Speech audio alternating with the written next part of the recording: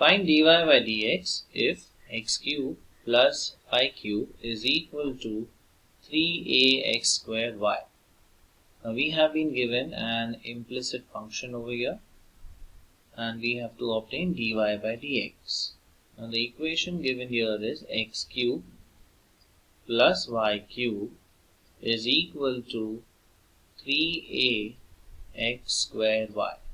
Now differentiating with respect to x, we obtain now derivative of x cube is 3x square plus derivative of y cube will be 3y square into dy by dx is equal to, now 3a is the coefficient, so we keep this as it is, and x square into y. Now on this part we apply the product rule, that is u into v rule. So let us apply the product rule here. So we have x square into derivative of y plus y into derivative of x square. Now derivative of x square is 2x. Now we need to simplify this. So we have 3x square plus 3y square dy by dx is equal to, now we just open this bracket here.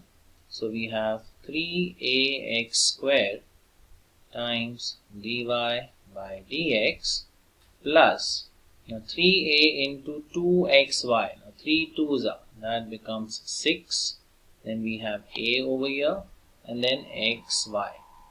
Now transferring the dy by dx term from the right hand side onto the left hand side, we get 3y square dy by dx minus 3ax square dy by dx is equal to 6axy minus 3y square. Sorry, 3x square. This term, 3x square. It becomes minus 3x square. Now taking dy by dx common, the left hand side, so we have within brackets 3y square minus 3ax square, bracket close, then we have dy by dx, and here we have 6axy minus 3x square.